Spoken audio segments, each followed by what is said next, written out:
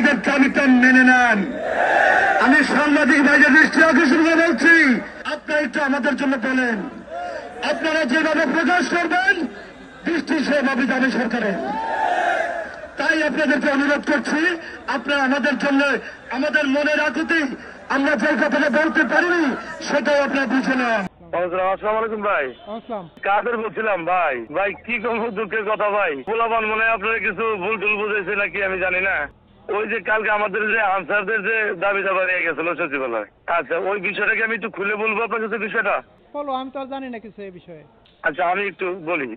বিষয়টা হলো গত 11 তারিখ থেকে ওই যে গ্রাম পুলিশ আমাদের কিছু নতুন চাকরিজীবী যারা নতুন আছে আনসারে, এরা ওই যে সমন্বয়ক নাহিদ আছে, ছাত্র সমন্বয়ক নাহিদ সাহেব, বর্তমান যে উপদেষ্টা, ওনার সাথে কার পরিচয় আছে, ওরা ভার্সিটিতে পড়ে। ওই রেস ধরে ওরা কিছু দাবি দাবা নিয়ে 11 তারিখ থেকে আন্দোলন করে।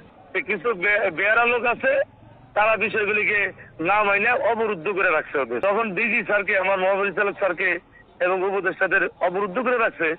তখন ওই নাইট সাহেব লিখছে যে আমাদের অবরুদ্ধ করে রাখছে আনসাররা, ছাত্র জনতা তাড়াতাড়ি বের হোক। তখন ছাত্ররা এসে ইচ্ছা মতো পিটিয়ে দিছে।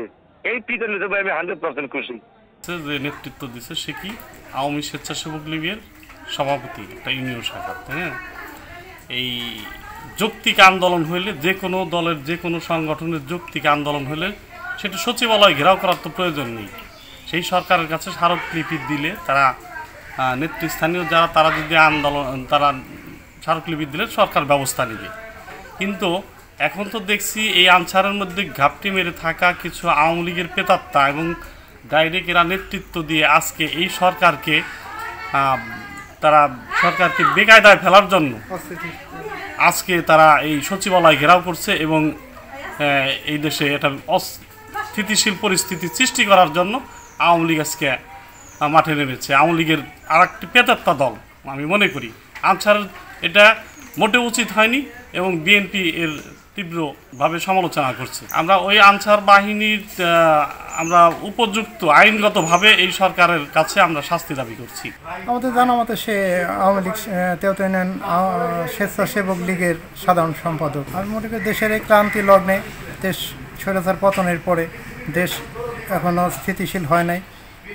যে আমাদের উপদেষ্টা সমন্বয়ক প্লাস উপদেষ্টারা যে দেশ চালাচ্ছেন, এই অবস্থায় দেশকে পুরোপুরি অস্থিতিশীল কুচক্রী মহলের ইন্ধনে দেশকে অস্থিতিশীল করার জন্যে আনসারদের যে গতকালকের সচিবালয় ঘেরাও সহ তাদের যে কর্মকাণ্ড, এটা আমি বাংলাদেশের সচেতন নাগরিক হিসাবে আমি এর নিন্দা জানাই এবং এর সাথে যারা জড়িত তাদের দৃষ্টান্তমূলক শাস্তি দাবি করি।